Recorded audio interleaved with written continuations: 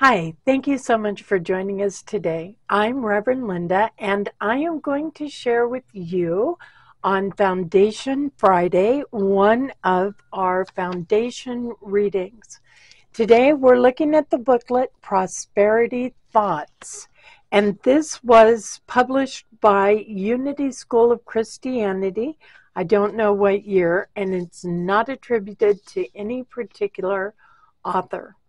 So I'm going to read this, and as I do, I invite you to stop this video anytime and write down your thoughts or words that matter to you. The idea in this pamphlet is to help shift that thinking from lack to abundance. So let's enjoy this together, shall we? Prosperity thoughts. Prosperity thoughts are for everyone. Whoever you are and wherever you may be, you can receive greater prosperity. Jesus said, "Seek first his kingdom and his righteousness, and all these things will be yours as well." Matthew 6:33. A fuller understanding of the law of creation reveals that this righteousness is not conforming to a particular religious belief, but holding right thoughts regardless of creed, dogma, or religious form of any description. Think right thoughts, and you will demonstrate prosperity. Cultivate the habit of thinking about abundance everywhere. When Jesus was shown a piece of money with the image of Caesar upon it, he said, "Render to Caesar the things that are Caesar's, and to God the things that are God." He did not mean to make a great separation between the two as if they were at odds. The lesson is one of right relation. Be responsible in both your material and spiritual matters. First, remember that prosperity does not wholly depend on money or environment. Poverty is a condition brought about by certain ideas ruling in consciousness. Change those ideas, and the condition changes in spite of the environment. Those who come suddenly into riches without the consciousness of riches as a balanced wheel soon part with their money. Those who are born into riches usually have plenty, though they may never make an effort to earn a dollar themselves. This is because the idea of plenty is so interwoven in their thoughts that is part of their everyday lives. They have no concept of a condition where the necessity of lives are lacking. Children born into luxury give no place in their thoughts to the possibility of poverty. Then you advocate the accumulation of riches, we are asked? No, we advocate the accumulation and use of rich ideas. Rich ideas are ideas of service, constructive, useful ideas that produce good, ideas that promote well-being of humankind. Those who have rich ideas have confidence in a providing power. They may not be in possession of dollars, but they know that their undertakings have merit and that the money to carry them forward will be forthcoming. This is true prosperity, confidence in a resource that is always ready to meet our righteous demand. Substance in the form of money is given to us for constructive uses. It should neither be hoarded nor foolishly wasted. In finding freedom for the thought of hoarding, many truth students go to the opposite extreme of extravagant spending. Money should be used to increase and draw forth good. It is good to pay one's obligations. It is good to have money on hand for education, for travel, for hospitality, for developing industries for the good of humanity.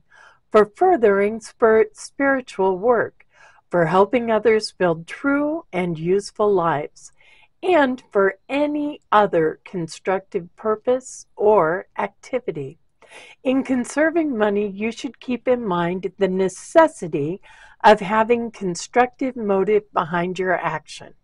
Money saved with the fearful thought of a rainy day or for a prolonged season of lack and suffering will very likely have to be used for such a purpose, for fear tends to attract that which is feared.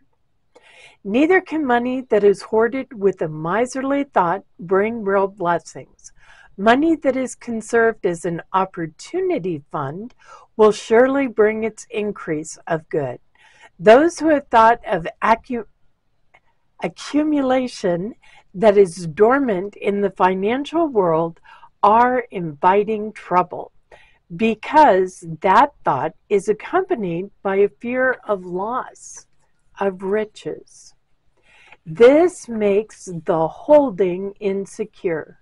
Worldly prosperity is based on a wrong idea in the source of riches, which eventually means disaster. The sin of being rich is the love of money.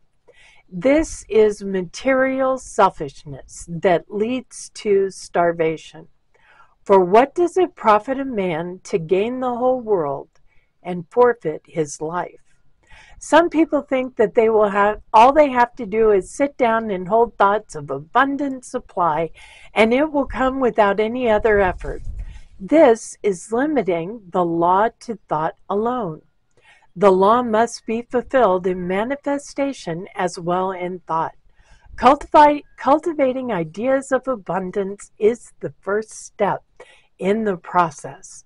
The second step is being alert and doing whatever is yours to do, cheerfully and competently. The second step is necessary for the fulfillment of the law. The earth is the Lord's and the fullness thereof. Psalms 24:1. This is a truth. Jesus did not own any land, had nowhere to lay his head. Matthew 8:20. And was evidently without money. His disciples carried whatever funds were available, but he did not burden himself with possessions, but understood that what he needed was his to command. Jesus demonstrated that he was the Son of God. The fish carried his pocketbook. His sideboard was the invisible ether from which he handed out food for thousands. He was inherently rich, and he proved that the earth does belong in all its fullness to God, and that the righteous children of God are in possession of everything. When Jesus said, "Do not be anxious about your life, what you shall eat, nor about your body, what you shall put in it," from Luke 12:22. He was giving a lesson concerning negative thought, anxiety, and fear of future lack. The assurance of God's all-providing care, as illustrated by the lilies of the field and by the sparrows, is striking and convincing. The anxious thought must be eliminated and replaced by the thought of unlimited resource. Then comes the fulfillment of the divine law of prosperity. Thank you so much for sharing today as we explore these prosperity thoughts. Have a wonderful day and a blessed week. Namaste. Thank you for joining us, and let's stay connected and grow in spirit. We are on Facebook. Search for Unity Church of El Cajon and follow us and like our posts. You can reach us on YouTube at Unity Church of El Cajon. Please subscribe to our channel, watch our videos, and leave comments which can help us improve. We are on the web at unityofelcajon.org. Email or call our church office to receive our weekly newsletters which lists all of our activities and opportunities to learn and grow together.